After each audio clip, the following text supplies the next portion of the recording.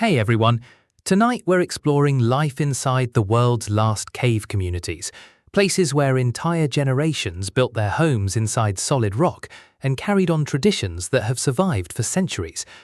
If you enjoy stories like this, don't forget to like the video and subscribe, and let me know in the comments where you're listening from and what time it is where you are.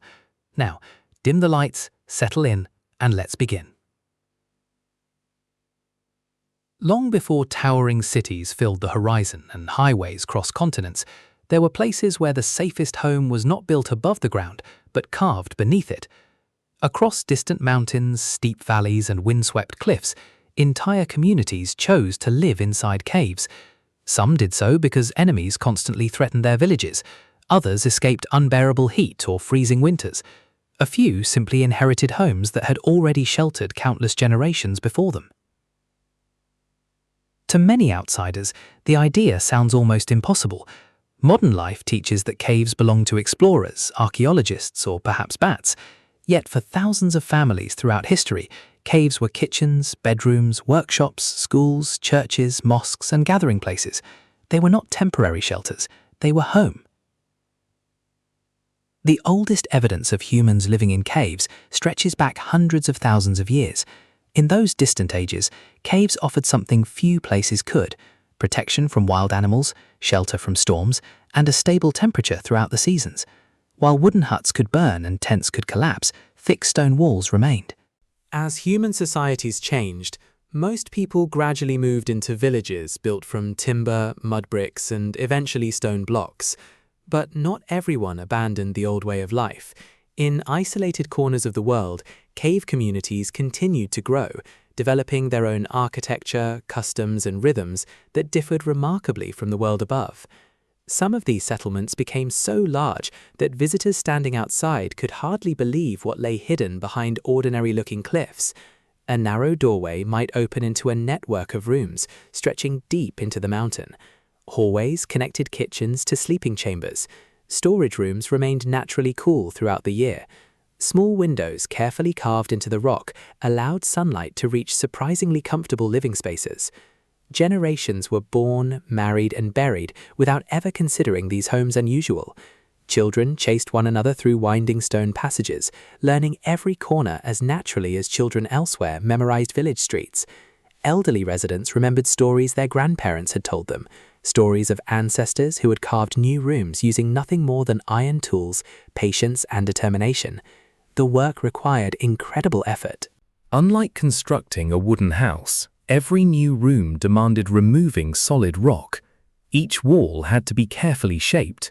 Ceilings needed to remain thick enough to support the weight above. One careless mistake could weaken an entire chamber. Because of this, cave homes rarely appeared all at once. Instead, they grew slowly over decades. A young couple might begin with only 2 small rooms. Years later, another chamber would be added for growing children. When those children married, new passages could be carved deeper into the hillside, expanding the family home little by little. Some cave villages eventually resembled living organisms, constantly adapting as each generation left its mark upon the mountain. The environment itself offered remarkable advantages. During scorching summers, when temperatures outside climbed high enough to exhaust both people and animals, the interiors remained pleasantly cool. Thick stone absorbed heat slowly, creating a natural climate control system long before electricity existed. Winter brought another advantage. Outside, icy winds swept across barren hillsides. Inside the caves, temperatures changed very little. Fires burned steadily, and the surrounding stone helped retain warmth through long nights. Families often gathered around simple hearths, sharing meals while storms raged unnoticed beyond the entrance. Water shaped these communities just as much as stone. Many cave settlements developed near reliable springs emerging directly from mountainsides. Others collected rainwater through channels carefully carved into the rock. Every drop mattered. Without dependable water, even the strongest cave home could never become a lasting settlement. Food required equal ingenuity. The rocky landscape surrounding many cave villages offered limited farmland. Families learned to cultivate every available terrace, transforming steep hillsides into narrow fields supported by stone walls. Wheat, barley, grapes, olives, and hardy vegetables often became the backbone of survival. Goats proved especially valuable. Unlike larger livestock, goats navigated rugged cliffs with ease, feeding where few other animals could. They supplied milk, cheese, meat, wool, and even helped families survive years when harvests failed. Inside the caves, daily life followed familiar rhythms. Before sunrise, fires were rekindled from glowing embers saved overnight. Bread dough prepared the previous evening was baked in stone ovens, whose warmth lingered for hours. The aroma drifted through narrow passages, mingling with smoke and the scent of freshly ground grain. Children awoke early. Some helped fetch water. Others carried feed for animals or gathered firewood from sparse woodland beyond the cliffs. Even the youngest understood that every member of the household contributed to survival. Adults divided responsibilities according to season: planting, harvesting, repairing terraces, maintaining irrigation channels, preserving food, caring for animals, weaving cloth, carving tools. Each task followed an annual rhythm refined through centuries of experience. There was little room for waste. Broken pottery found new purposes. Worn clothing became patches, then cleaning cloths, and eventually fuel for fires. Animal bones transformed into needles, handles, or decorative objects. Every resource passed through many lives before finally disappearing. The caves themselves influenced sound in unexpected ways. Conversations echoed softly through connected chambers. Footsteps carried farther than people realized. A child laughing near one entrance could sometimes be heard several rooms away, while the steady tapping of tools carving new stone blended into the ordinary soundtrack of village life. Light remained precious. Without electricity, daylight entering through carefully positioned openings determined much of the daily schedule. Rooms intended for cooking often received the most sunlight. Storage areas stayed deeper inside, where darkness helped preserve food. As evening approached, oil lamps gradually replaced the fading sun. Their gentle flames reflected against smooth stone walls polished by countless hands over generations. Shadows danced across ceilings blackened by centuries of smoke, while families gathered together for the final meal of the day. Outside, the landscape often appeared empty. Travelers crossing nearby hills might never suspect that hundreds of people lived hidden within the rock beneath their feet. That secrecy was sometimes intentional. Throughout history, invasions, raids, and conflict repeatedly threatened isolated settlements. Homes concealed inside cliffs offered protection difficult for enemies to discover quickly. Narrow entrances proved easier to defend than exposed villages built across open fields. In uncertain times, the mountain itself became an ally. Its stone walls guarded not only possessions, but memories, traditions, and families who quietly continued their lives, while kingdoms rose and disappeared beyond the horizon. And although the outside world constantly changed, deep within these remarkable homes, another day ended much as countless others had before, under the quiet protection of living stone, where generations trusted the mountain to shelter tomorrow just as faithfully as it had yesterday. Morning arrived long before the sun reached every corner of the valley. The entrances of the cave homes slowly brightened as thin bands of golden light crept across the weathered stone. Unlike houses standing in the open, these homes awakened gradually. The mountain decided when each room would receive daylight, and every family had long adapted to its rhythm. From the outside, the cliff appeared almost unchanged from the day before. Only a few narrow openings, wooden doors, and faint trails of smoke hinted that hundreds of people were already beginning another ordinary day. Within the maze of chambers, movement spread quietly from one household to another. The first sounds rarely came from voices. Instead, there was the scrape of wooden buckets across smooth floors, the gentle crackling of fresh firewood catching flame, and the steady grinding of grain between heavy millstones. Every family performed similar tasks, yet no two homes were arranged exactly alike. Because every chamber had been carved by hand, each reflected the needs of the people who had lived there. Some families had wide kitchens with large ovens built directly into the rock. Others devoted more space to storing grain or keeping animals during severe winters.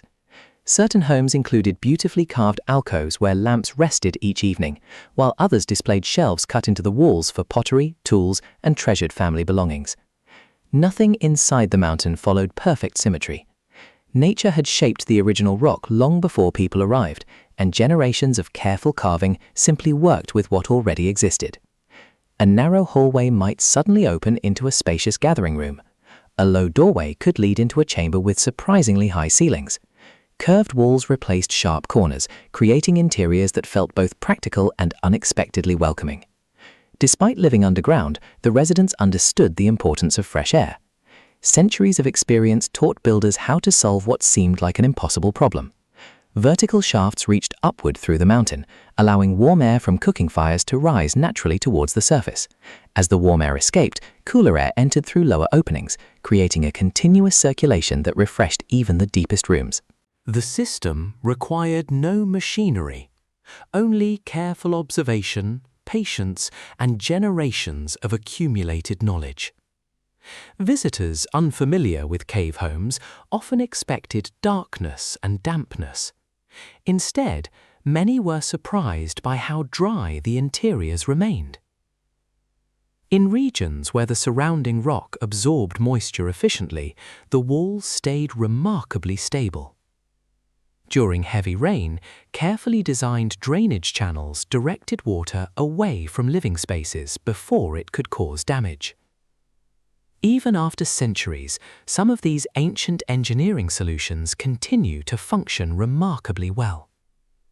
The mountain itself became both foundation and roof. Unlike ordinary buildings, cave homes never required replacing broken roof tiles after storms. Powerful winds that destroyed villages built from wood often passed harmlessly over the solid cliffs. Earthquakes presented different challenges. In some regions, the surrounding stone proved surprisingly resilient, moving as one massive structure rather than collapsing in separate pieces. Builders learned which sections of rock remained strongest and avoided carving where natural fractures appeared. Knowledge passed quietly from one generation to the next. There were no written construction manuals. Young apprentices simply watched experienced stoneworkers. They learned how different rocks sounded beneath a hammer. A solid wall produced one tone. Hidden cracks produced another. Over years of practice, experienced builders developed an almost instinctive understanding of the mountain itself. Mistakes could not easily be repaired. Removing too much stone weakened an entire room. Removing too little meant weeks of unnecessary labor. Patience became the most valuable tool of all. As cave villages expanded, families faced an unusual challenge unknown to ordinary towns. Space did not spread outward. It spread inward. Instead of building new streets, residents created new tunnels. Instead of constructing separate houses, they extended existing homes deeper into the mountainside. The result resembled an enormous three-dimensional puzzle. One family's ceiling might also serve as another family's floor. A staircase carved directly into the rock connected different levels that had been created decades apart. Children quickly mastered this underground geography. Adults from neighboring villages sometimes became hopelessly lost after only a few turns.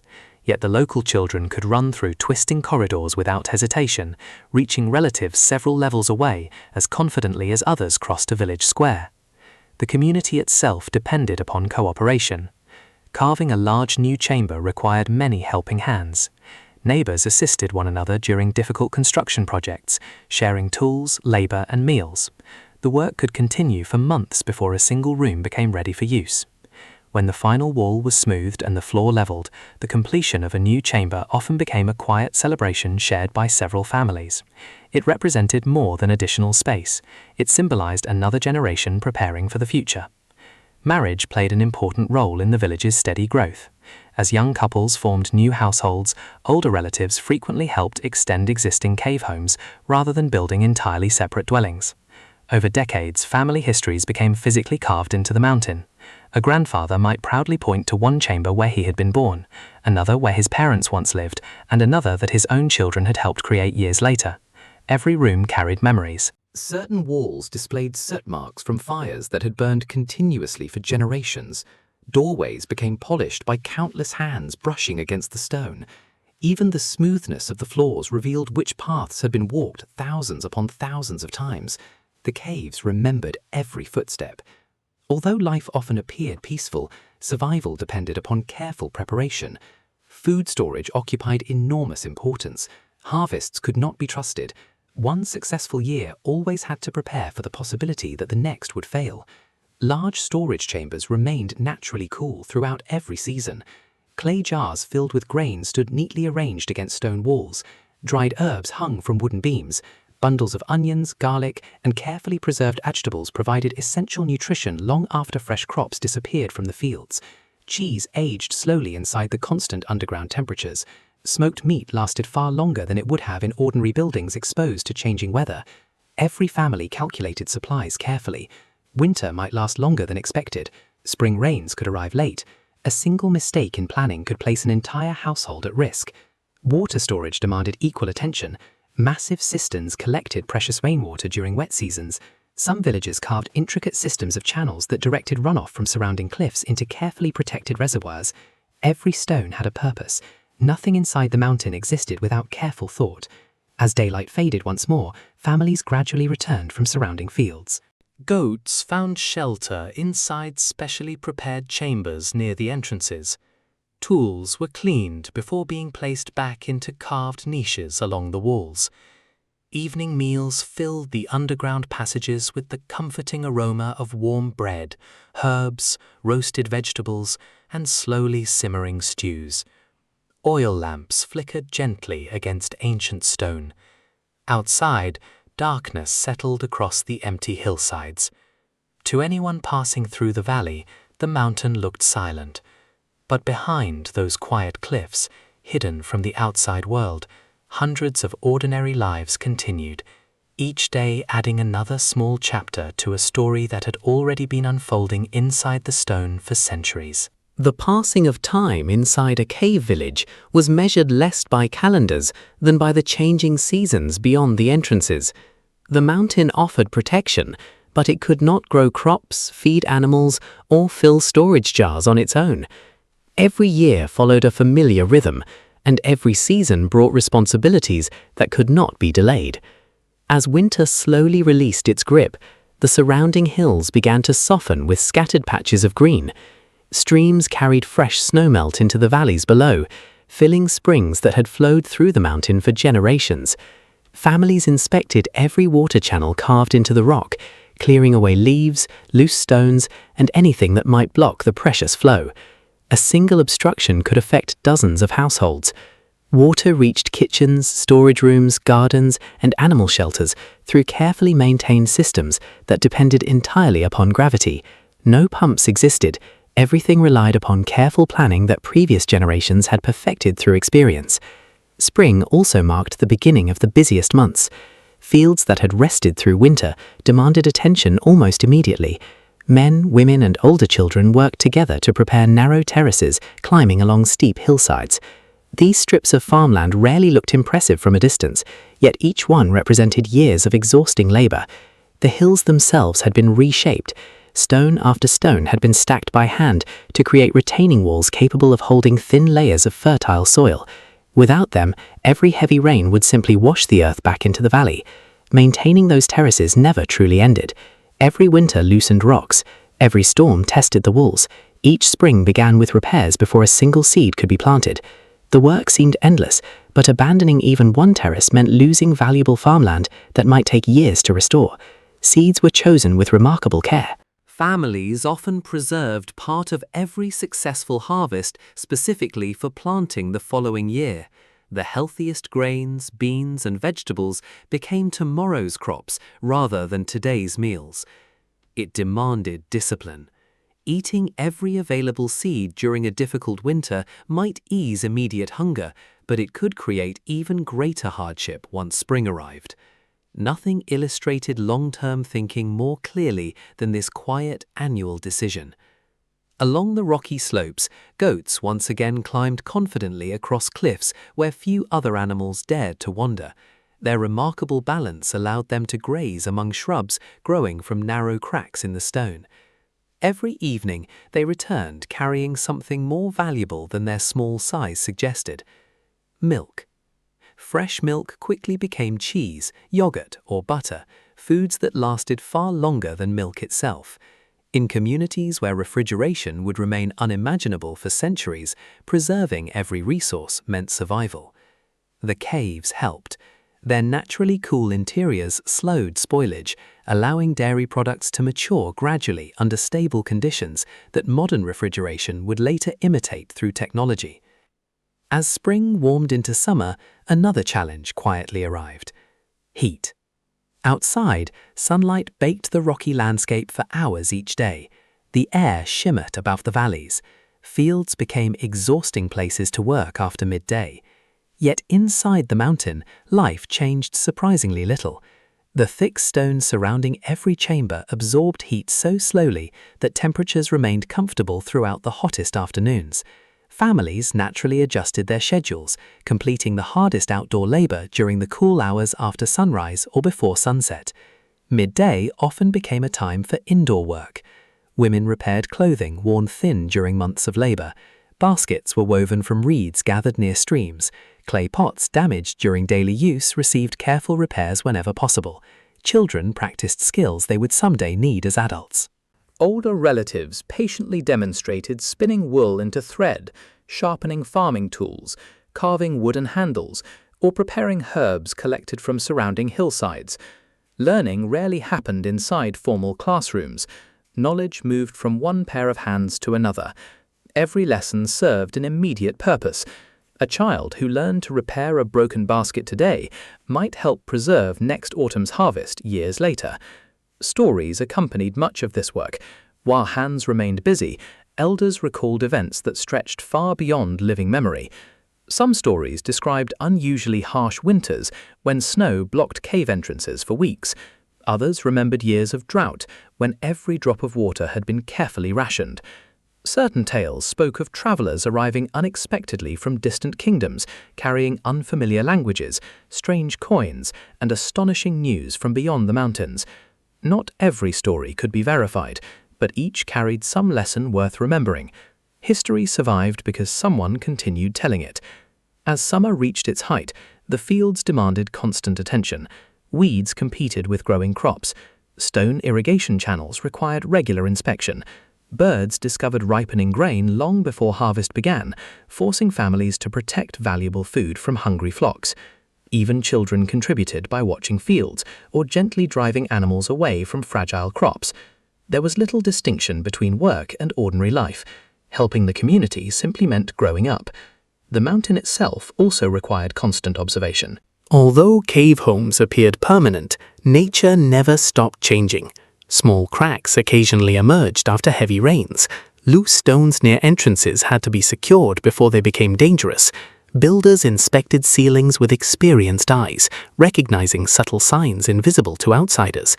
Preventative maintenance mattered far more than dramatic repairs.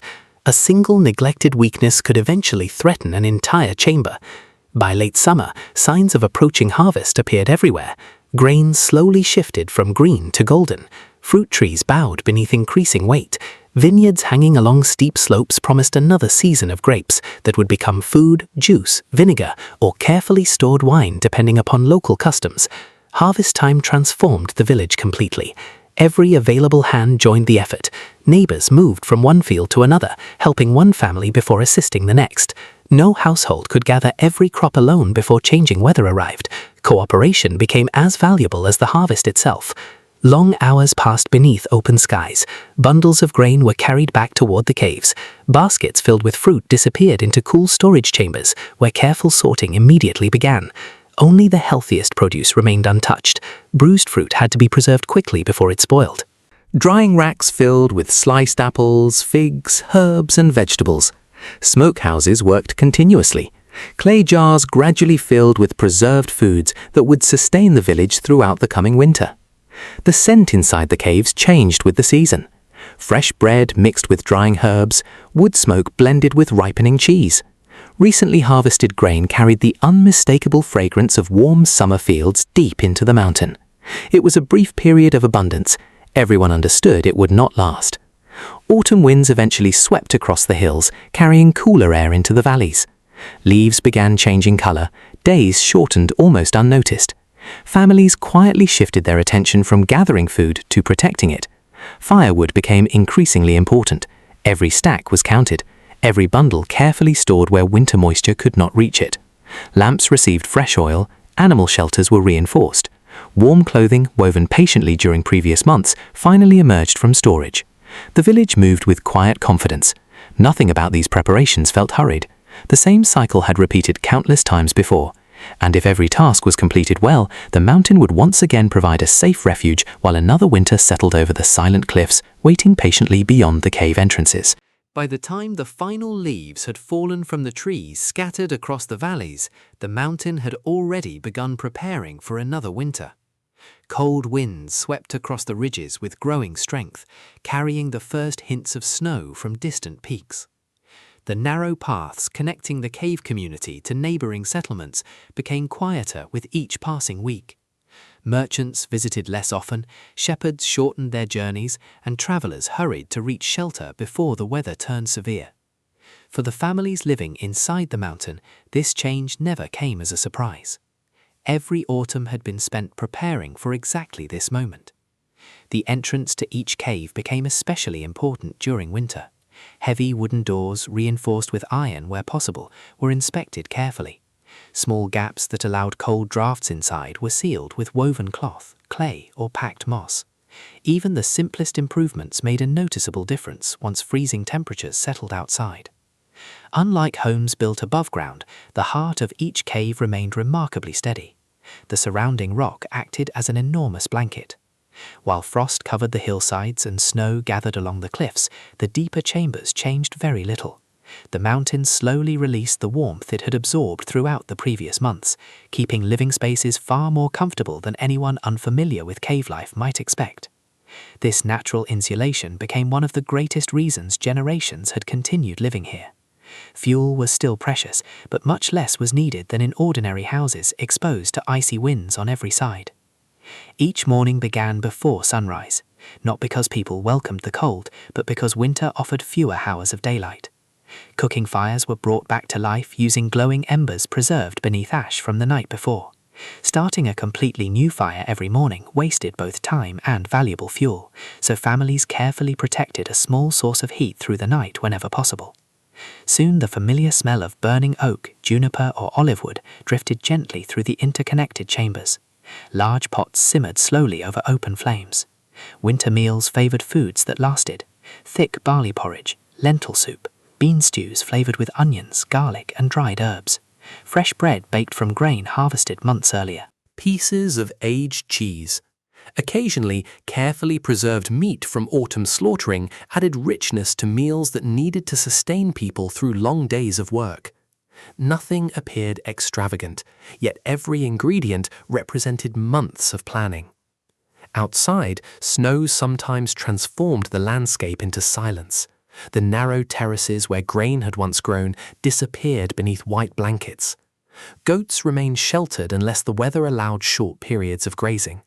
Even collecting water became more difficult when ice formed around springs near the village. Children quickly learned that winter demanded greater caution. Slippery paths carved into the rock became dangerous after snowfall. Younger children rarely wandered far from the entrances unless accompanied by older relatives. Instead, much of daily life shifted deeper inside the mountain. The long winter evenings created opportunities that rarely existed during the busy farming seasons. Clothing damaged during harvest was repaired. New blankets were woven from wool collected earlier in the year. Leather boots received fresh stitching before another season of hard use. Simple wooden furniture worn smooth by generations of hands was carefully maintained rather than discarded. Every object mattered. Replacing anything required resources that were never taken for granted. The caves also became workshops. The rhythmic tapping of chisels echoed softly through the stone as craftsmen repaired farming tools for spring. Blacksmiths, where they existed, worked beside carefully managed fires, reshaping bent iron blades and sharpening worn edges. Nearby, potters inspected storage jars for tiny cracks that might ruin valuable food supplies. Winter was never considered idle time. It simply offered different kinds of work. For the oldest members of the community, these quieter months often became the season of memory. Children gathered near the warmth of the fire as grandparents shared stories stretching back decades. Not legends of kings or distant battles. Those stories existed too, but the most treasured memories usually concerned ordinary people. They spoke about winters so severe that snow covered the entrances for days, about years when wolves ventured unusually close to the village, About harvests so abundant that every storage chamber overflowed, and about difficult seasons when neighbors quietly shared food without expecting anything in return. These stories carried practical lessons. They reminded younger generations that prosperity and hardship both arrived eventually. Preparing wisely during good years made difficult years easier to endure. Outside the mountain, nature continued its quiet work. Icicles slowly formed along the edges of the cliffs. Frozen streams became temporary pathways for small animals. Birdsong nearly disappeared, replaced by the occasional cry of ravens gliding above the valleys. The landscape seemed asleep, yet beneath the stone, life continued with steady purpose. Winter also offered time for careful observation. Village builders walked through older chambers, examining ceilings and walls. Tiny cracks caused by changing temperatures were marked and watched. Drainage channels were inspected to ensure melting snow would not flood living areas once spring returned. Nothing was ignored simply because it seemed small. Centuries of experience had taught that great problems often began as nearly invisible ones. The community's spiritual life also became more noticeable during the colder months. Whether through prayer, seasonal festivals, shared meals, or quiet gatherings, winter encouraged people to spend more time together. The mountain naturally brought neighbors closer. Conversations lingered longer. Meals stretched into peaceful evenings. Oil lamps flickered gently against smooth stone walls, polished by countless generations. The silence beyond the entrances only made the warmth inside feel more meaningful. Occasionally, however, winter brought unexpected visitors. A lone traveler caught by an early snowstorm, a merchant whose journey had become impossible, a shepherd separated from companions by bad weather. Hospitality had always been an unwritten law in places where nature could become unforgiving without warning. Visitors were offered warmth before questions, a bowl of hot stew, fresh bread, a place by the fire. Only afterwards would conversations begin. News from distant regions entered the cave village through these travelers, stories of changing rulers, new trade routes, strange inventions appearing in faraway cities, conflicts unfolding beyond the mountains. The residents listened with interest, yet life inside the caves often continued much as before. Empires could rise and disappear, borders might shift, kings might change. But the arrival of spring would still demand repaired terraces, healthy seeds, full cisterns, and strong hands ready for another year. Perhaps that was the mountain's greatest lesson. Its stone measured time differently than people did. Human lives passed within a single lifetime. Families remembered several generations. The mountain remembered centuries. It had sheltered children who grew into grandparents, watched countless winters blanket its cliffs, and quietly stood unchanged while the world beyond continued to transform. And as another cold night settled over the silent valley, the glow of oil lamps deep inside the rock reminded everyone that even in the harshest season, life beneath the mountain endured, patient, prepared, and remarkably resilient. When spring finally loosened winter's grip once again, the mountain revealed small signs that another season of work could begin.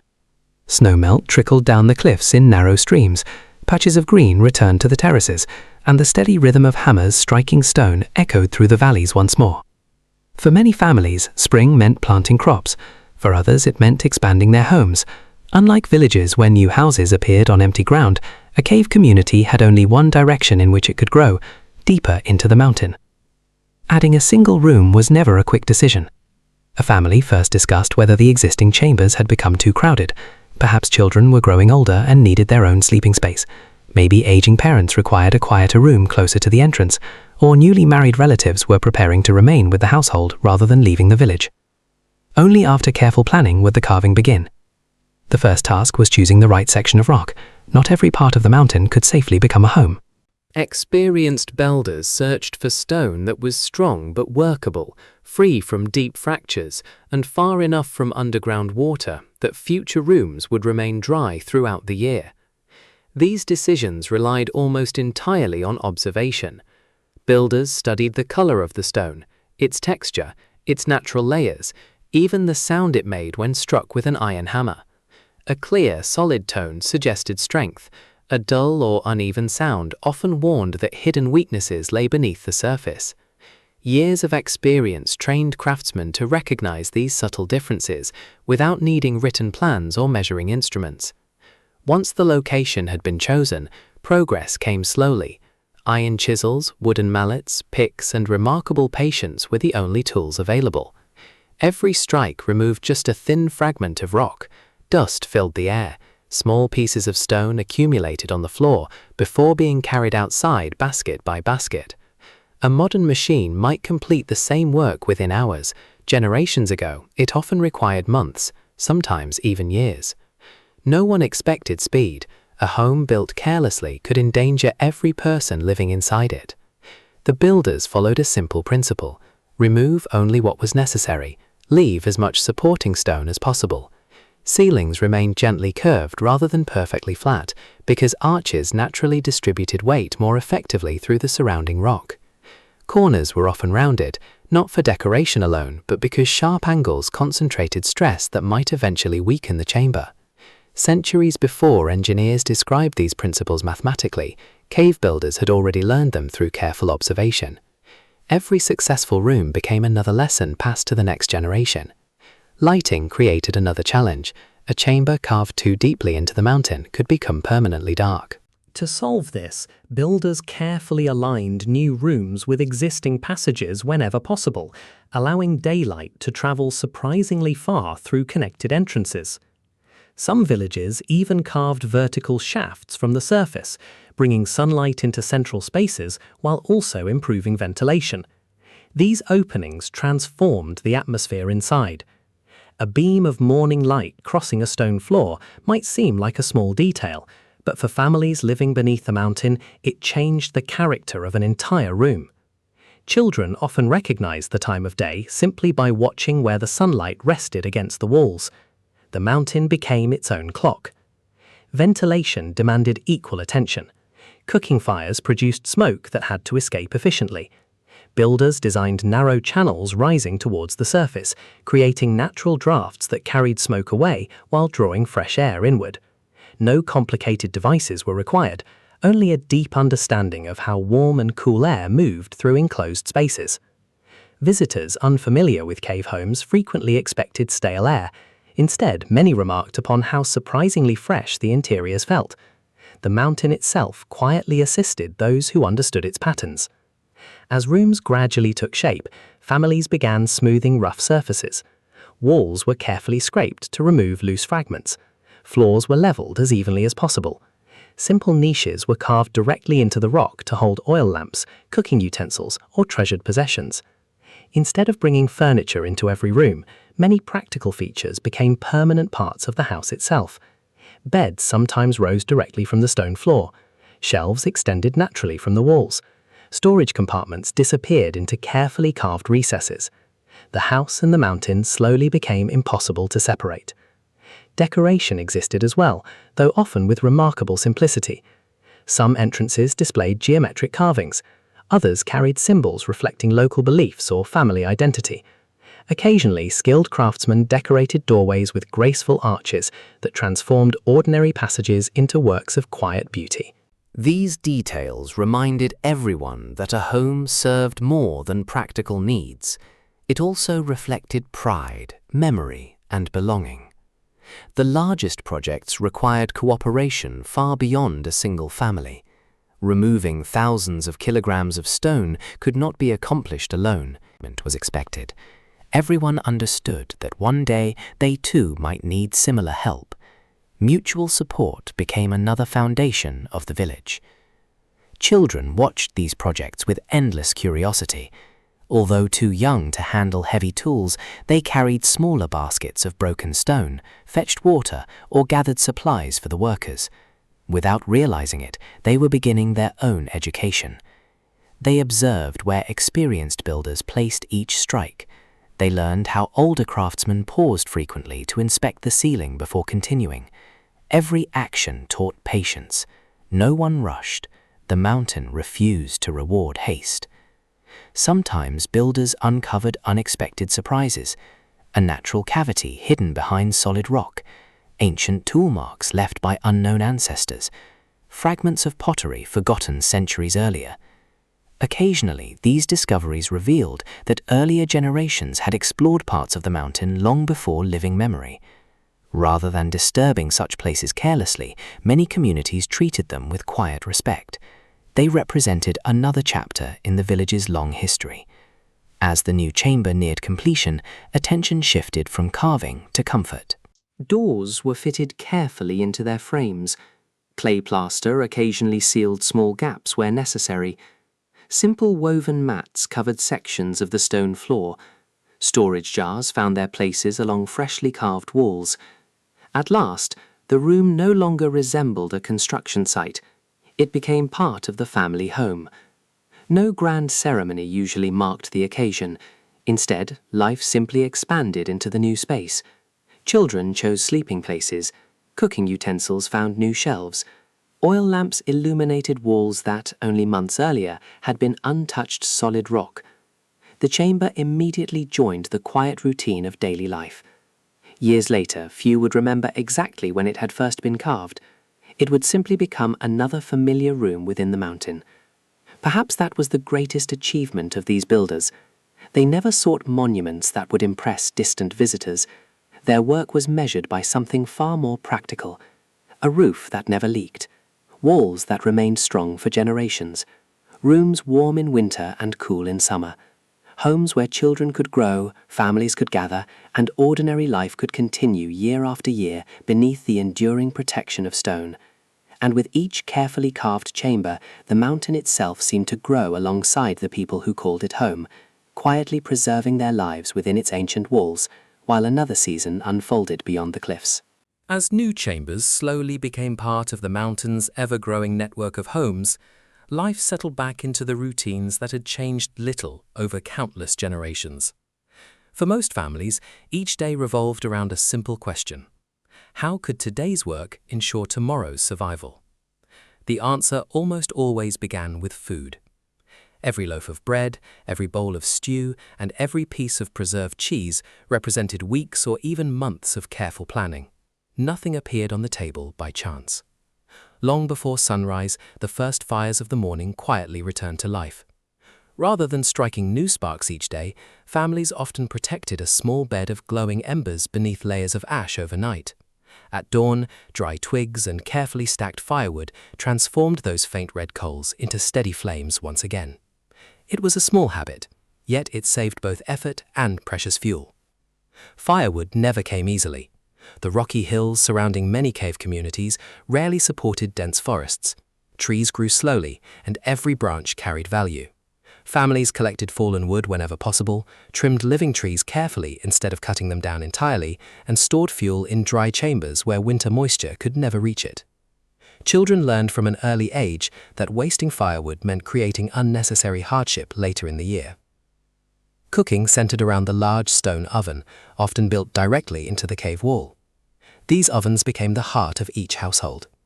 Bread dough prepared the previous evening had rested overnight before being shaped into flat rounds or thick rustic loaves. Once the oven reached the proper temperature, dozens of loaves could be baked one after another while the stored heat remained trapped inside the thick stone.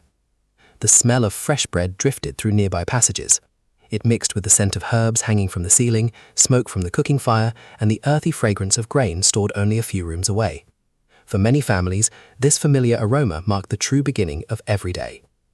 Grain formed the foundation of nearly every meal. Wheat was common where the climate allowed. Barley often proved more dependable in harsher landscapes. In some regions, millet or rye filled the same role. Harvested months earlier, the grain remained safely stored inside large clay jars, protected by the mountain's naturally stable temperature. Grinding flour required patience. Heavy millstones turned steadily under practiced hands, crushing kernels into fine powder. The work demanded strength and time. Many households devoted several hours each week simply to producing enough flour for daily bread. Nothing about food preparation happened quickly. Vegetables added variety whenever the seasons allowed. Onions, garlic, lentils, beans, chickpeas, and hardy greens appeared frequently. Fresh produce disappeared during winter, but drying, pickling, and careful storage ensured that many ingredients remained available long after harvest. Herbs played an equally important role. Wild thyme, sage, mint, rosemary, oregano, each grew naturally among the rocky hills and was gathered during warmer months before being hung inside the caves to dry. Throughout winter, these herbs transformed simple meals into something far richer than their modest ingredients suggested. Meat appeared less often than many modern people might expect. Animals represented long-term wealth. A healthy goat continued producing milk. A sheep provided wool every year. Keeping an animal alive usually offered greater value than eating it immediately. For that reason, meat often became part of special occasions or followed carefully planned seasonal slaughter when preserving food for winter became essential. Even then, nothing went to waste. Fresh meat might be roasted on the first day. The remaining portions were salted, smoked, or dried. Bones simmered into nourishing broth. Animal fat became cooking grease or lamp fuel. Leather eventually turned into shoes, belts, or water containers. Every part found a purpose. The mountain encouraged efficiency. Water shaped nearly every daily activity. Unlike modern homes with endless running taps, every bucket required effort. Some cave communities enjoyed nearby springs flowing directly from the mountainside. Others relied upon cisterns collecting rainwater during wetter seasons. Regardless of the source, water remained too valuable for careless use. Laundry took place only when necessary. Cooking pots were cleaned with remarkable care. Leftover water sometimes nourished small gardens growing near cave entrances. Nothing was discarded thoughtlessly. Children understood these habits almost without being taught. They watched adults measuring every resource with quiet discipline. Responsibility arrived naturally. Young boys and girls carried water, gathered herbs, helped grind grain, cared for younger siblings, and learned to recognize which tasks belonged to each season. There were few idle hours, but neither was life entirely consumed by work. Whenever responsibilities allowed, children invented games using whatever the mountain provided. Smooth stones became playing pieces. Small carved figures appeared from scraps of wood. Echoing passages transformed into places for imaginative adventures hidden from the outside world. Laughter traveled surprisingly far through the caves. One child's excitement often spread quickly from chamber to chamber. Adults smiled, even while continuing their work. After all, they too had once grown up within these same walls. Animals remained closely connected to daily life.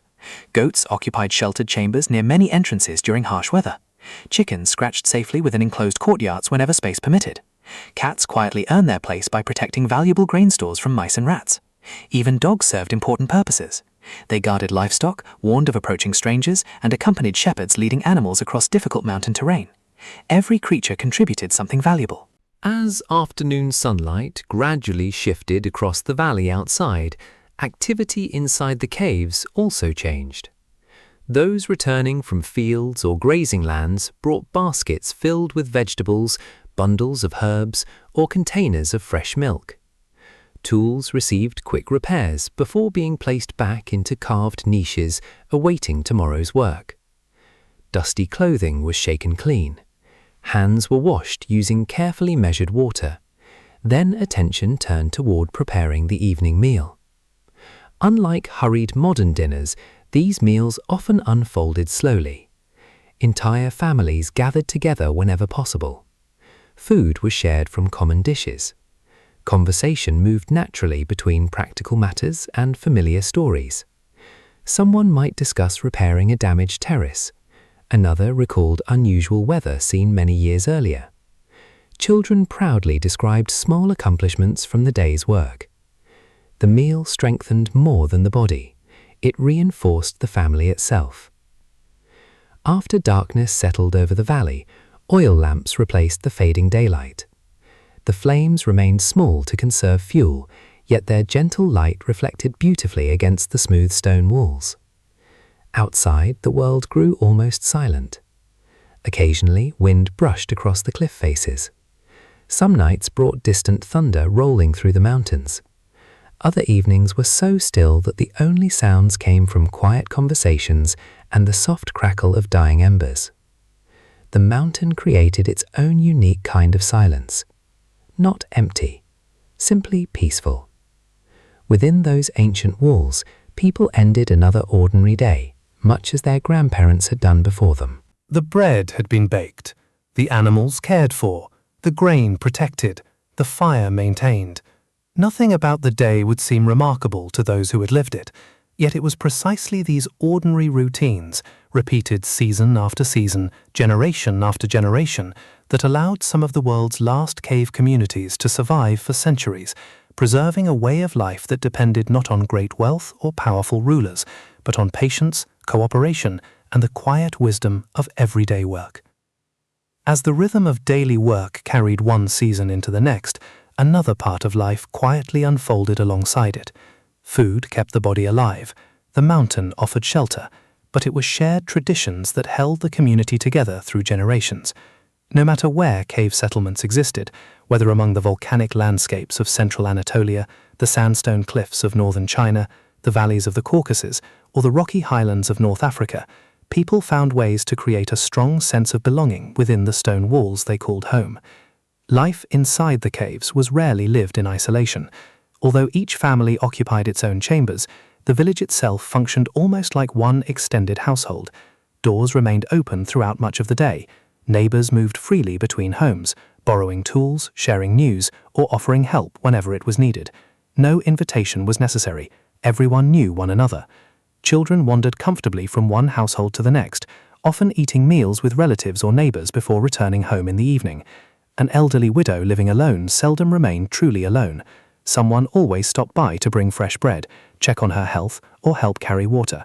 Likewise, when illness visited a household, nearby families quietly divided extra responsibilities among themselves. Fields still needed tending, animals still required care, meals still had to be prepared. The burden rarely rested on one family alone. This quiet cooperation became one of the greatest strengths of cave communities. It was not written into laws, it simply became the accepted way of life. Seasonal celebrations strengthened those bonds even further. The completion of harvest often brought the largest gatherings of the year. After months of demanding work beneath the summer sun, families finally allowed themselves a brief period of celebration. Fresh bread emerged from communal ovens. Recently pressed olive oil or grape juice appeared beside carefully preserved foods saved for special occasions. Music echoed through open courtyards carved into the rock. Simple instruments accompanied familiar songs that many people had known since childhood. Older residents joined in without hesitation. Younger generations learned the melodies naturally, hearing them repeated year after year until they became inseparable from memory itself. Dancing often followed. Not elaborate performances for an audience, simply neighbors celebrating together after another successful harvest. These moments carried particular meaning. No one could predict whether next year's crops would be equally generous. For one evening at least, gratitude replaced worry. Marriage represented another important chapter in village life. Unlike modern ceremonies held in rented halls or distant cities, weddings often involved the entire community. Preparations could begin weeks in advance. Families baked extra bread. Neighbors contributed food according to their means. Women embroidered clothing with remarkable care. Men repaired gathering spaces and prepared seating for guests. When the celebration finally arrived, nearly everyone participated. The joining of two families strengthened the village itself. It also often marked the beginning of new construction. Soon another chamber might be carved into the mountain to welcome the newly married couple. Births brought equal joy. News travelled quickly through the narrow passages connecting neighbouring homes. Experienced women offered assistance during childbirth, while relatives cared for older children and prepared meals for the recovering mother. The arrival of a newborn reminded everyone that another generation would soon learn the mountain's familiar rhythms. A child's first steps often occurred on smooth stone floors worn by countless earlier generations. First words echoed gently through chambers where grandparents had once spoken their own first words decades before. Life unfolded in circles rather than straight lines. The mountain quietly witnessed each one. Faith also occupied an important place within many cave communities. Practices differed from region to region, reflecting the beliefs of the people who lived there. Some villages carved small chapels directly into the rock. Others gathered in simple prayer rooms. In Islamic communities, families assembled for daily prayers, while nearby mosques, sometimes partially carved into the hillside, became places not only of worship, but also of learning and community discussion. Wherever these settlements existed, spiritual life blended naturally with everyday routine. Faith offered comfort during uncertain harvests. It brought hope during illness. It gave meaning to celebrations and strength during times of loss. The mountain sheltered not only homes, but also the beliefs carried by generations. Many cave churches and prayer halls revealed extraordinary craftsmanship. Walls displayed faded paintings created centuries earlier. Stone columns supported gently curved ceilings carved entirely by hand. Simple lamps illuminated spaces where people gathered in quiet reflection while the world outside continued its endless changes. Some of these sacred places still survive today, their colors softened by time, but their remarkable artistry remaining unmistakable. Respect for elders formed another cornerstone of community life. Age carried authority, earned through experience rather than wealth. An older shepherd understood changing weather better than anyone else. An elderly builder remembered which sections of the mountain had remained stable for generations. Grandmothers preserved recipes, herbal remedies, and practical knowledge that existed nowhere in written form. When important decisions arose, younger families often sought their advice, not because tradition demanded blind obedience, but because experience had repeatedly proven its value. Stories continued serving as the village's living library. Evenings around the fire became opportunities to pass knowledge forward. Some tales explained why certain terraces had been abandoned generations earlier. Others recalled devastating storms, difficult winters, or remarkable acts of kindness that people believed should never be forgotten. Children listened carefully. Not every story was entertaining. Many were educational. Without realizing it, each generation became responsible for preserving memories older than themselves. Time moved differently inside these communities. There were no factory whistles, no crowded streets, no hurried schedules dictated by distant markets. Instead, the mountain encouraged patience. Tasks were completed thoroughly rather than quickly. Relationships developed over entire lifetimes. A child knew not only parents and grandparents, but often great-grandparents as well. 4 generations sometimes shared the same interconnected home beneath the stone. Few places in the modern world offer such continuity, yet life was never entirely free from sorrow. Illness occasionally spread despite every precaution. Accidents happened while carving new chambers or working steep terraces. Harsh winters sometimes claimed the oldest or weakest members of the community. When loss came, it belonged to everyone. Neighbors gathered without being asked. Meals appeared quietly at grieving households. Daily responsibilities were shared until families found their strength again. The community endured because no one faced hardship completely alone. As another evening settled over the valley, lamps once again glowed softly inside the mountain. Voices drifted gently through familiar passages.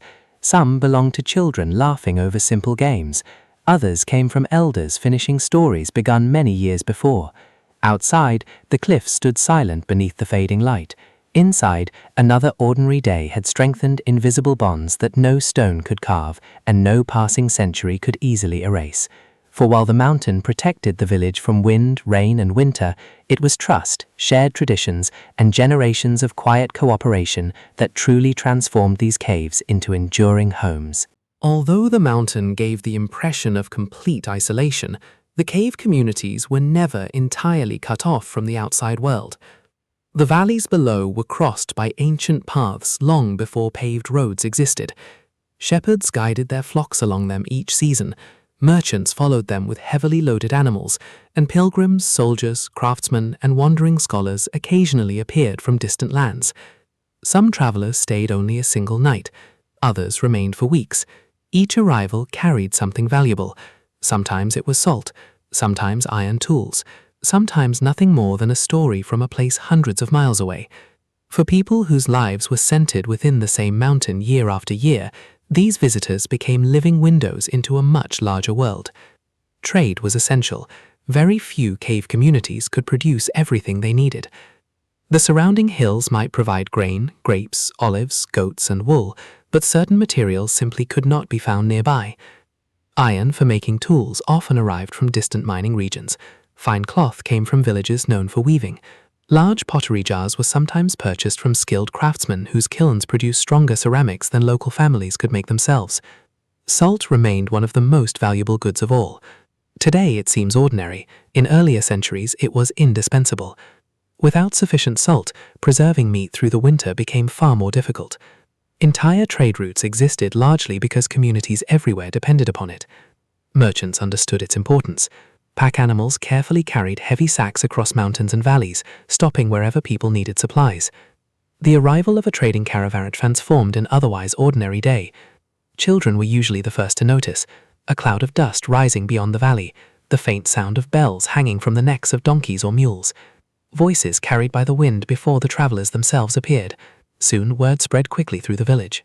Families emerged from their cave homes carrying goods they hoped to exchange. Fresh cheese, olive oil, wool, honey, dried herbs, leather goods, carved wooden tools.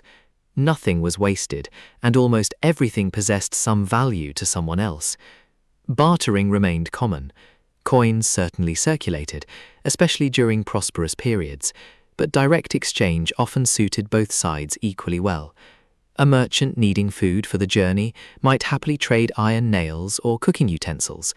A shepherd could exchange wool for new rope. Every agreement depended upon careful conversation rather than fixed prices. The market itself required no permanent buildings. An open space near the entrances of the caves often became the gathering point. For several busy hours, the usually quiet settlement filled with unfamiliar accents, lively negotiations, and the occasional laughter that accompanied successful bargains. The visitors noticed things local residents rarely considered unusual. They admired how comfortably the cave homes remained cool despite the summer heat. They asked how entire families could navigate such winding passages without becoming lost. Some confessed they had expected dark, uncomfortable shelters, but instead found clean, organized homes filled with warmth and remarkable craftsmanship. In return, the villagers asked questions of their own. How large were the cities beyond the mountains? Had the harvest been good elsewhere? Which ruler now controlled distant provinces? Were the roads safe? Had new bridges or markets been built? News traveled slowly in those days. A single merchant could become the community's only source of information about events taking place hundreds of miles away. Not every story proved accurate. Rumors often changed as they passed from village to village. A minor disagreement might grow into a tale of great war. An unusually large market could become described as a magnificent city. Even so, these conversations connected isolated communities to the wider world in ways that written letters rarely could. Travel itself remained difficult. Mountain paths changed with every season. Heavy rain washed away sections of the trail. Snow blocked high passes for months. Spring floods turned gentle streams into dangerous obstacles. Every journey demanded careful preparation. Merchants traveled together whenever possible. A larger group offered greater protection against accidents, wild animals, or thieves who sometimes watched lonely roads. Hospitality, therefore, became more than simple kindness. It could save lives. When evening approached, travelers were often invited to remain until morning. The mountain provided shelter from sudden storms and dangerous darkness. Guests received bread, warm food, fresh water, and a place near the fire. In return, they shared stories gathered during months of travel. Some had crossed vast plains. Others had visited ports where ships larger than entire villages rested upon the sea. A few described magnificent palaces, decorated with gold and colorful mosaics beyond anything most cave residents would ever witness. Children listened with wide eyes. The stories sounded almost unbelievable. Cities with tens of thousands of people, markets where dozens of languages could be heard in a single afternoon, rivers so wide that the opposite bank disappeared into the distance. For many young listeners, these accounts became their first glimpse of the enormous world beyond the familiar cliffs. Yet very few chose to leave permanently. The mountain represented certainty. The outside world offered opportunity, but also risk. Many travelers admitted that despite visiting countless places, they had never known homes as naturally protected from heat, cold, and storms as the cave villages. Their admiration quietly reinforced something the residents already understood. The mountain offered far more than shelter. It offered stability. Occasionally, however, newcomers arrived intending not merely to visit but to settle. A skilled blacksmith might marry into the community. A shepherd whose own village had been abandoned after years of drought could begin a new life among the caves. Families displaced by conflict sometimes searched for peaceful places where they could rebuild. These arrivals slowly enriched the village. New techniques appeared, different recipes entered local kitchens, fresh ideas blended with old traditions without replacing them entirely. The community changed, but it changed gradually. The mountain encouraged continuity rather than haste. Season after season, caravans continued passing through. Some years brought prosperity, others saw fewer visitors because distant conflicts made the roads unsafe. Yet life inside the caves continued regardless. Fields were planted, bread was baked, children grew older. Stone walls quietly witnessed another generation taking its place. As the final traders disappeared beyond the winding valley and silence returned once more, the village settled back into its familiar rhythm. Only a few new tools resting against stone walls, fresh sacks of salt stored safely inside cool chambers, and stories lingering in people's conversations hinted that for a brief moment, the outside world had once again found its way into the heart of the mountain. For generations, the cave communities had offered peace, shelter, and stability. Yet the same qualities that made them comfortable homes also made them remarkable places of refuge whenever danger approached. Throughout history, wars rarely remained confined to battlefields. Armies marched through fertile valleys, bandits searched isolated roads, empires expanded and collapsed, leaving ordinary villagers to face the uncertainty that followed. Communities living beneath the mountains understood this reality better than most. They could not prevent conflicts from reaching their region, but they could prepare for them. The landscape itself became their greatest ally. Many cave settlements were built high along steep cliffs or hidden within valleys that outsiders could easily overlook. From a distance, the mountains appeared almost untouched. Only those who knew exactly where to look could recognize the narrow entrances leading into entire underground neighborhoods. Even then, reaching them was rarely simple. Paths often climbed sharply along rocky slopes where only a few people could walk side by side. Some passages twisted between massive boulders before finally reaching the village. These natural obstacles slowed anyone unfamiliar with the terrain. The residents knew every turn by memory. Generations of children had explored these trails while tending goats or collecting firewood. In moments of danger, that knowledge became priceless. Long before enemies appeared, lookouts usually noticed the first signs. A thin cloud of dust rising from the valley floor, unfamiliar riders crossing distant ridges, the faint reflection sunlight from metal helmets or spearheads. News spread quickly through the community. No bells or written messages were necessary. Neighbors informed one another as they moved between the interconnected homes. Preparations began almost immediately. Animals grazing nearby were brought inside protected enclosures. Fresh water filled every available storage vessel. Food supplies were checked carefully. Doors near the entrances were reinforced. Families gathered together rather than remaining scattered across distant fields. The mountain gradually transformed from village into fortress. Many cave communities possessed narrow entrance corridors that naturally limited movement. Only a handful of people could pass through at one time. For defenders, this offered an enormous advantage. Large armies could not use their numbers effectively within such confined spaces. Some settlements went even further. Heavy wooden gates blocked important passages. Hidden side tunnels allowed residents to move between sections of the village without being seen from the main entrances. Certain communities carved defensive chambers where stones could be stored and released onto attackers attempting to climb steep paths below. These systems appeared simple, yet they reflected centuries of practical experience. Builders understood that survival often depended more upon preparation than strength alone. Water again proved essential. Unlike many hilltop fortresses that depended upon outside wells, several cave settlements possessed springs or cisterns located safely within the mountain itself. As long as food remained available, families could endure long periods without leaving their homes. Storage chambers filled during successful harvests suddenly revealed their true importance. The grain preserved so carefully throughout peaceful years now protected the entire community. Children quickly learned that unusual silence often accompanied these difficult times. Outdoor games disappeared, cooking fires were kept smaller to reduce visible smoke, conversations near entrances became quieter, even animals seemed to sense that routines had changed. Fortunately, not every warning ended in violence. Sometimes travelers merely passed through the valley without stopping. Occasionally, armies chose different routes altogether. After several tense days, normal life gradually returned. Fields reopened. Goats climbed the hills once again. Children filled the passages with laughter. The mountain relaxed. Yet history also records moments when danger truly arrived.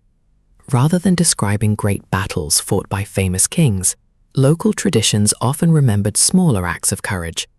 Neighbors sharing their last stores of grain. Families protecting one another.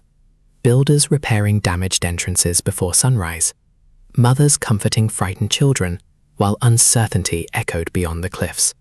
These quiet moments rarely appear in history books, yet they reveal far more about ordinary life than the victories of distant rulers. For those living inside the caves, survival depended upon unity. One family acting alone could accomplish little. An entire community working together could endure extraordinary hardship. The mountain itself rewarded cooperation. Every tunnel connected another household. Every storage room served a wider purpose. Every protected spring belonged to everyone. It reminded people that their safety was shared.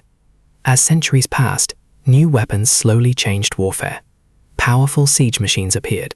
Later came gunpowder. Eventually, firearms transformed battlefields across many regions. Even so, remote cave settlements often remained surprisingly resilient. Their greatest defense had never been thick walls alone. It was their isolation.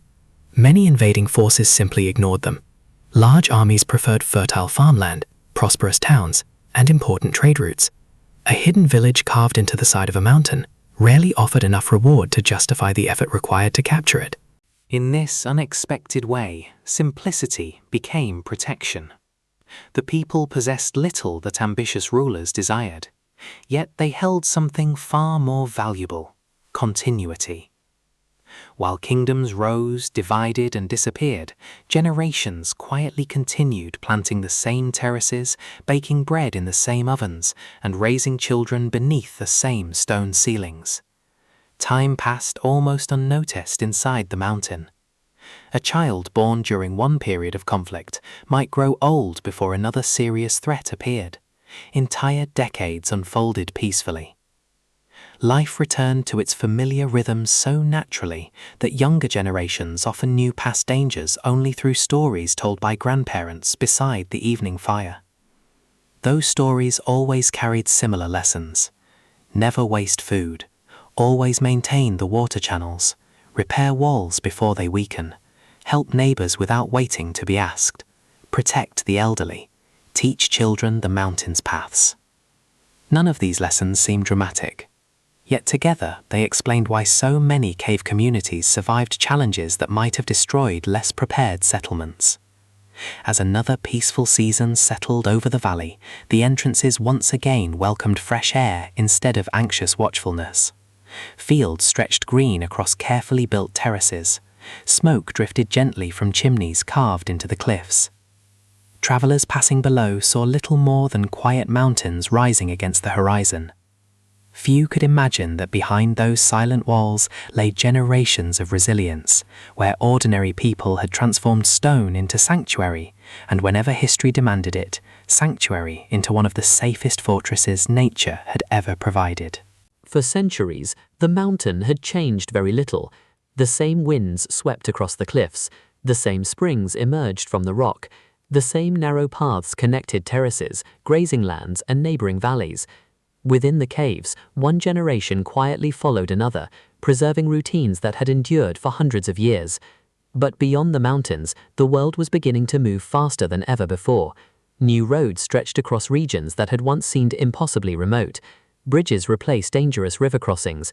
Larger towns expanded into bustling cities.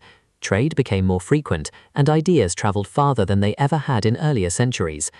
At first, these changes felt distant.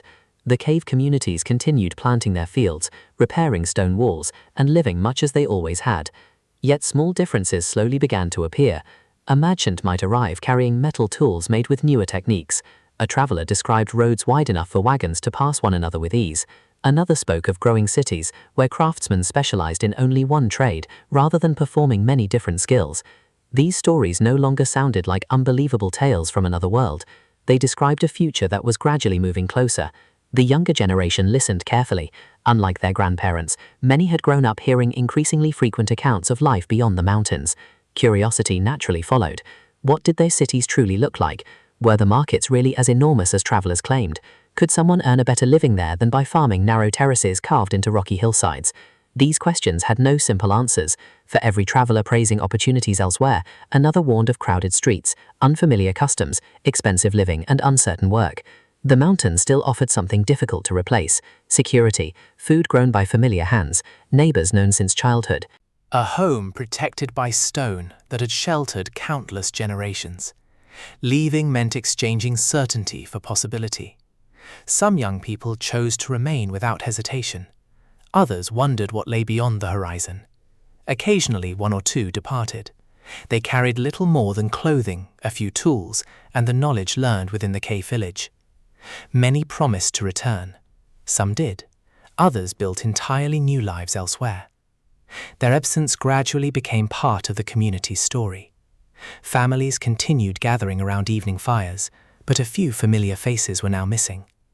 Letters, where literacy and reliable messengers allowed them, occasionally arrived months after being written. More often, news returned through passing merchants. Someone's son had become a stonemason in a distant town. A nephew had joined a caravan crossing several kingdoms. Another relative now worked constructing roads far from the mountains. Life beyond the caves was no longer an abstract idea. It had become personal. The changing economy also affected traditional craftsmanship. For generations, nearly every household had produced most of what it needed. Now, manufactured goods slowly began reaching remote villages. Iron tools arrived already finished. Woven fabrics from larger workshops appeared alongside locally made cloth. Glass windows, though still rare and expensive, gradually replaced simple wooden shutters in wealthier homes across some regions. The cave communities adapted carefully. They welcomed useful improvements without immediately abandoning older methods. An imported iron plough might make farming easier. A stronger cooking pot could last for decades. But fresh bread still emerged from the same stone ovens. Families still gathered around familiar fires.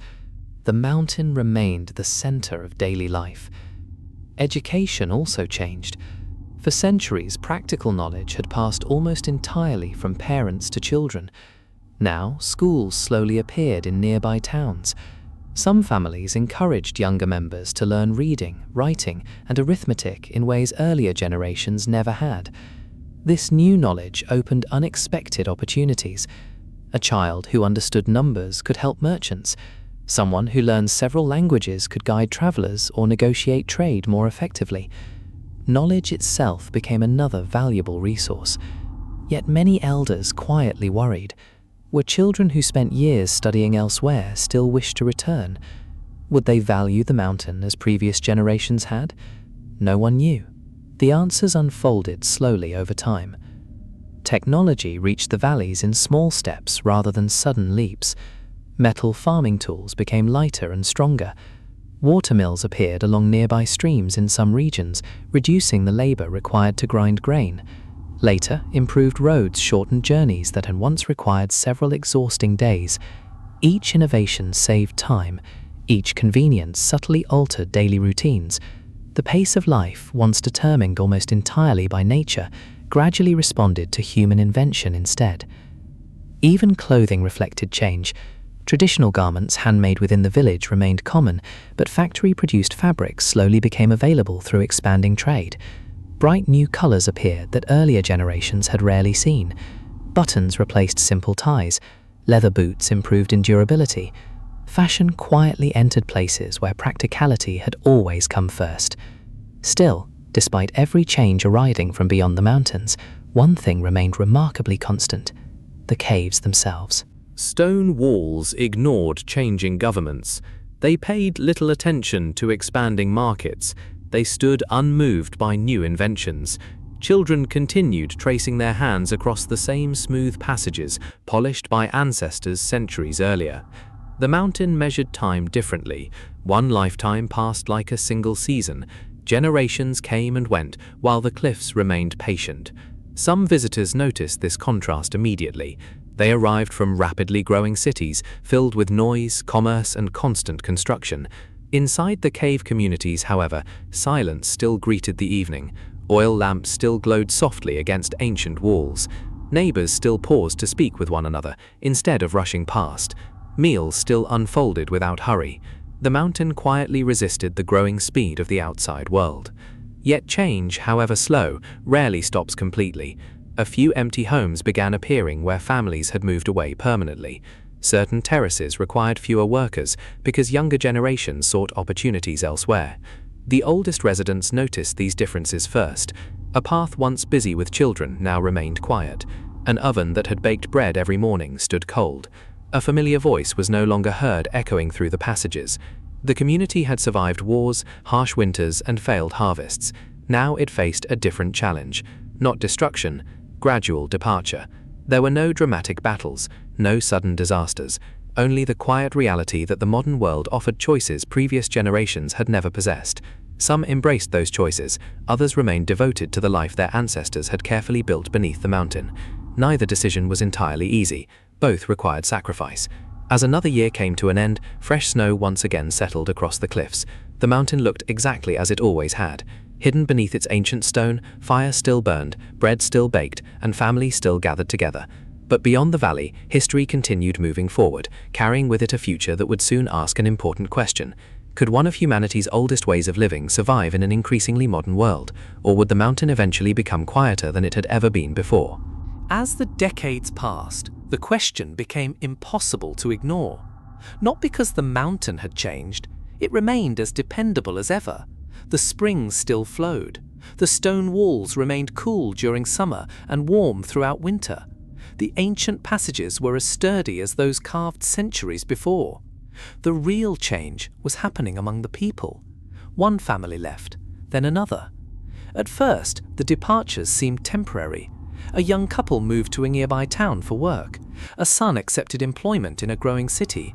A daughter married into a family living beyond the valley. Everyone expected many of them to return. Some did. Many never could. Life elsewhere gradually rooted them in new places. Children born in modern houses no longer knew every tunnel beneath the mountain. They grew up on paved streets instead of stone paths. The connection slowly weakened. Meanwhile, those who remained continued their familiar routines with remarkable determination. The morning fires were still lit before sunrise. Bread still baked inside ovens that had served countless generations. Terraces were planted as they always had been. Goats climbed the rocky slopes with the same confidence shown by their ancestors centuries earlier. To the remaining families, daily life still felt complete. Yet the village itself had become quieter. Some cave entrances stayed closed throughout the year. Wooden doors weathered beneath wind and rain without anyone opening them. Dust slowly gathered inside empty chambers where children had once laughed, meals had been shared, and stories had echoed late into the evening. Nature patiently reclaimed forgotten spaces. Small plants rooted themselves in abandoned courtyards. Swallows built nests beneath unused entrances. Rainwater slowly washed away footprints that had marked familiar paths for generations. The mountain never hurried. It simply continued its silent work. The older residents remembered nearly every family that had once lived there. Walking through the village became a journey through memory. This chamber belonged to the potter. That passage led to the baker's family. The children who played here now have grandchildren living far away. Every doorway carried a story. Every empty room reminded them that communities disappear quietly, one household at a time. Even so, life continued. Those who remained understood that preserving their way of life required more than simply staying. Knowledge still needed to be passed forward. Grandparents patiently taught grandchildren how to recognize healthy stone before carving, how to repair ancient irrigation channels after winter storms, how to store grain safely enough to survive an unexpected drought, how to collect medicinal herbs growing among the surrounding cliffs. Many of these skills had never been written down. They existed only in memory. If no one learned them, they would vanish forever. Language itself sometimes reflected this slow transformation. Certain local words described tools, rooms, or traditions found nowhere else. Expressions developed over centuries within the mountain carried meanings difficult to translate into ordinary speech.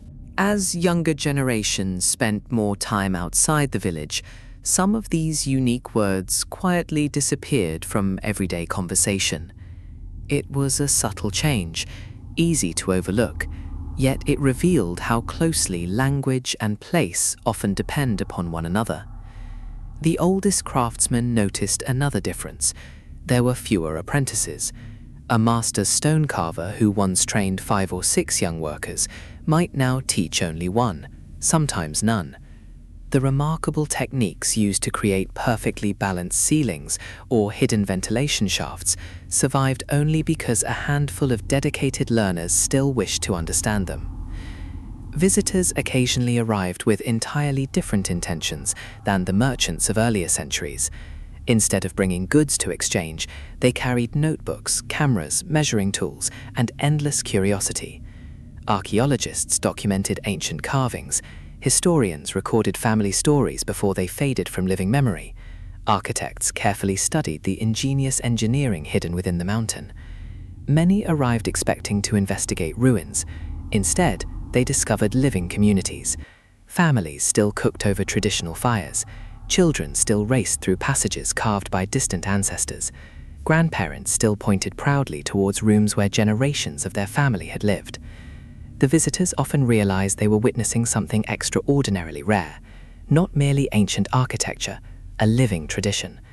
This distinction mattered enormously. An abandoned cave tells only part of history. A home filled with everyday life reveals something far richer.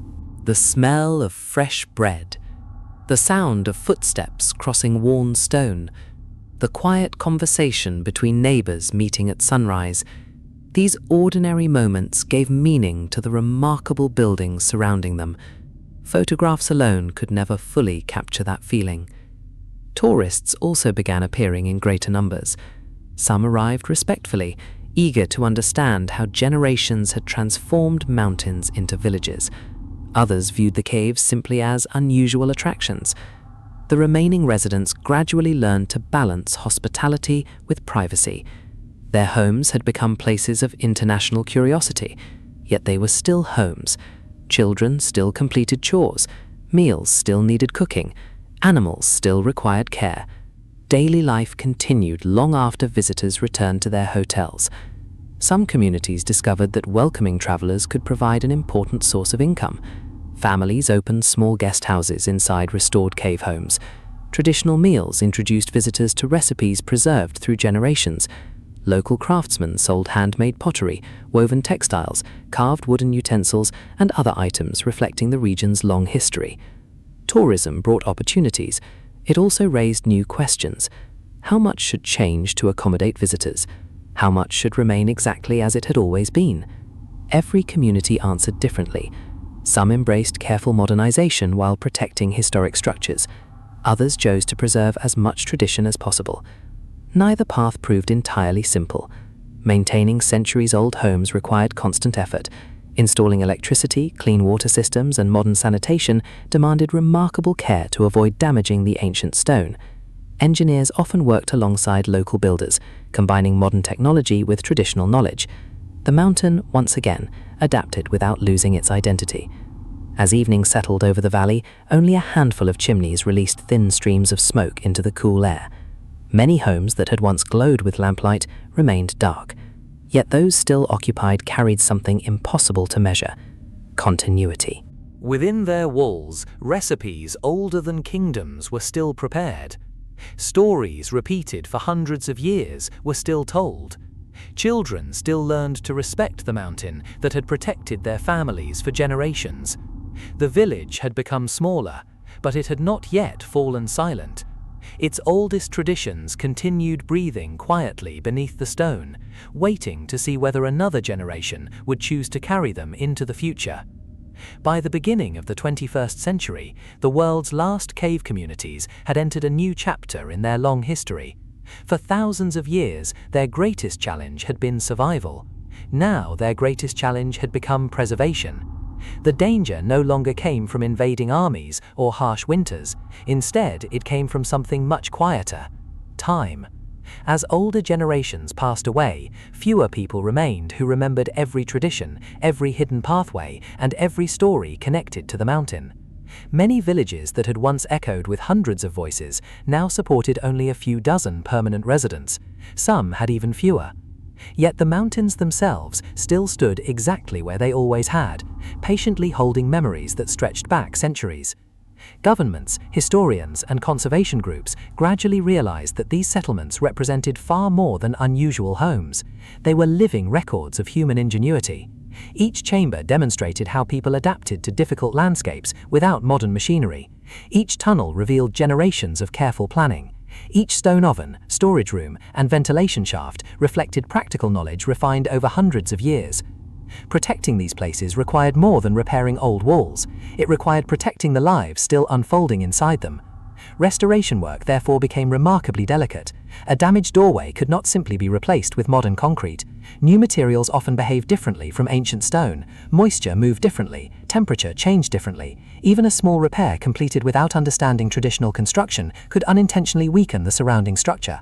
Specialists began studying the original techniques with great care. They examined the marks left by hand tools. They analyzed local stone. They documented how ancient builders directed rainwater away from living spaces and allowed fresh air to circulate naturally through the mountain. The more they learned, the greater their admiration became. Many of the solutions developed centuries earlier remained surprisingly effective, even by modern engineering standards. Meanwhile, the remaining residents continued living ordinary lives. Their priorities rarely centered on history books or preservation reports.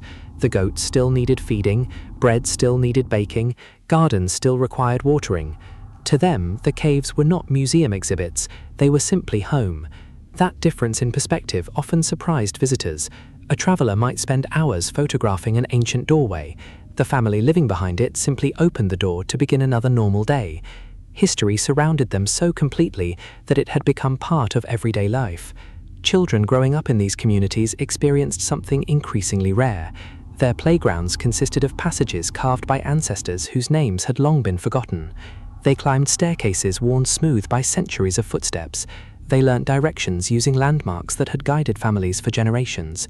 For them, the mountain remained wonderfully ordinary. Only later did many realize how extraordinary their childhood had actually been. Technology also found its way into the caves. Electric lighting gradually replaced many oil lamps.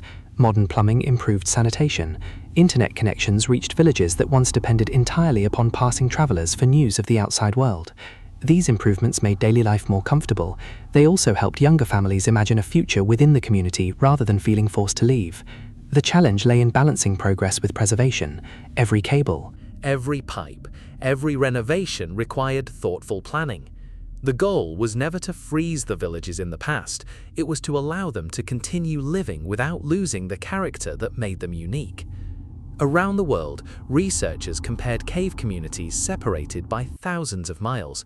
Despite belonging to different cultures, religions, and climates, many displayed remarkable similarities. They all relied upon the mountain's natural insulation. They all developed ingenious methods for storing food. They all created strong networks of cooperation among neighbors. They all demonstrated humanity's remarkable ability to adapt using the resources immediately available. The details differed. The underlying wisdom remained surprisingly universal. Climate scientists also began paying closer attention. As modern cities consumed enormous amounts of energy for heating and cooling, cave homes offered a fascinating comparison. Their naturally stable temperatures required remarkably little fuel. Without electricity or air conditioning, they remained comfortable through changing seasons simply because generations had learned how to work with nature rather than against it. Architects studying sustainable design found unexpected inspiration within these ancient settlements. Ideas once considered old-fashioned suddenly appeared remarkably modern. Thick walls, natural ventilation, passive temperature control, efficient use of local materials. Concepts practiced for centuries beneath the mountains were now influencing discussions about the future of environmentally responsible architecture. The mountains still had lessons to teach. Documentary filmmakers also arrived with increasing frequency. They carefully recorded daily routines before they disappeared. The sound of grain being ground between stone millstones, the quiet rhythm of bread baking inside ancient ovens, the patient craftsmanship involved in repairing hand-carved walls, the voices of elderly residents recalling childhood memories from nearly a century earlier. These recordings preserved more than images, they preserved atmosphere. Future generations would not simply read about cave communities, they would hear them, see them, understand them more completely. The remaining villagers welcomed this attention with quiet dignity. Most never considered themselves guardians of history, they were simply continuing the lives they had inherited. Yet through that ordinary persistence, they became the final link in an unbroken chain stretching back countless generations. Every meal prepared, every terrace repaired, every child taught, every story remembered. Each ordinary action carried extraordinary importance because it ensured that the mountain's long conversation with humanity had not yet reached its final chapter.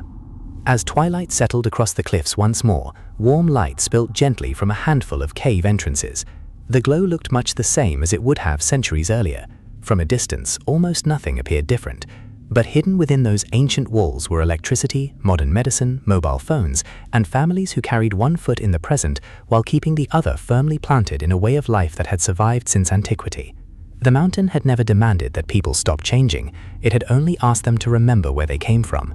And for the last community still calling these remarkable caves home, that memory remained as enduring as the stone itself. Every story eventually reaches a quiet ending. Not because the story itself disappears, but because it gently becomes part of history. For the world's last cave communities, that ending has never truly arrived. Even today, as satellites circle the Earth, aircraft cross continents in hours, and cities glow brightly through the night, there are still places where families wake beneath ceilings carved by ancestors who lived centuries before them. The mountain continues to keep its promise. It still offers cool shelter during the hottest days of summer. It still protects against the bitter winds of winter. Its walls still hold the echoes of footsteps that have crossed the same passages for generation after generation.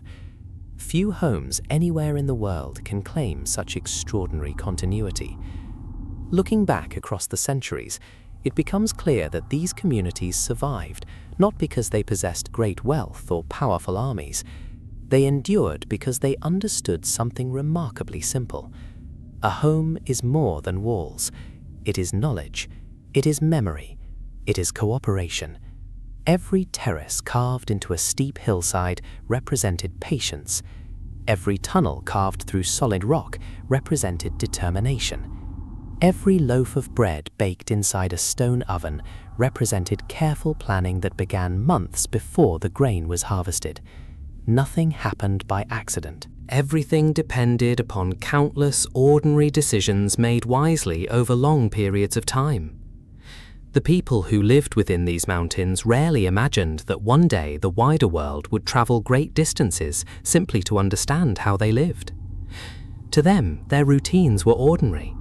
Repairing a cracked wall, feeding the goats before sunrise, cleaning irrigation channels after heavy rain, grinding grain before baking bread, helping a neighbor expand a family home. These were not remarkable achievements in their eyes. They were simply responsibilities. Yet history often preserves exactly these quiet moments. Grand monuments tell us how rulers wish to be remembered. Ordinary homes reveal how ordinary people actually lived. That is why cave communities remain so valuable. They tell the story of humanity from the ground upward, rather than from the throne downward. Within their walls, countless unnamed people shaped history without ever appearing in history books. A mother teaching her daughter how to preserve herbs. A grandfather explaining how to recognize stable rock before carving. Children learning which mountain path remains safest after heavy snowfall. Neighbors rebuilding a damaged terrace together after spring floods. None of them expected recognition, yet together they created communities capable of surviving for centuries. The mountain also reminds us that progress and tradition do not always oppose one another. Modern comforts have undoubtedly improved daily life. Electricity replaced smoky oil lamps. Clean water systems reduced disease. Medical care saved lives that earlier generations might have lost. Education connected remote villages to the wider world. These changes mattered, but they did not erase the value of older knowledge. Instead, they revealed something important. The future often grows stronger when it respects the past. Many architects now study cave homes while designing energy-efficient buildings. Historians continue recording stories before they disappear. Conservation experts work patiently to preserve ancient chambers without stripping away the character that gives them meaning. Even travelers who spend only a single afternoon exploring these villages often leave with a deeper appreciation for human creativity. The caves quietly challenge modern assumptions. They demonstrate that comfort does not always require complexity, that sustainability is not a new invention, that communities become strongest when neighbors depend upon one another rather than living entirely alone.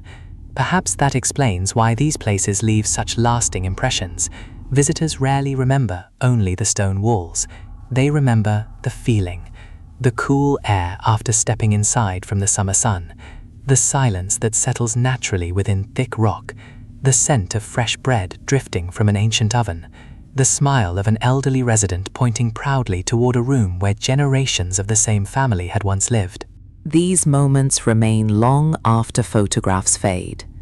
Time will undoubtedly continue changing these communities. Some may eventually become museums. Others may welcome new generations determined to preserve ancient traditions while embracing modern life. A few could disappear entirely as the last permanent residents move away.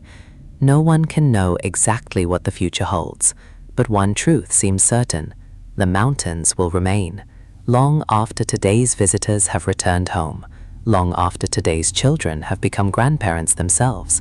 The cliffs will continue watching over valleys shaped by wind, rain, and passing centuries. The caves will still bear the marks of countless hands that patiently transformed solid stone into warm homes. Those marks cannot easily be erased. They are written into the mountain itself. Perhaps that is the greatest legacy of the world's last cave communities.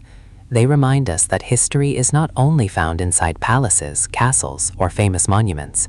It also survives in humble kitchens, in worn staircases, in smoke-darkened ceilings, in narrow passages polished smooth by millions of ordinary footsteps.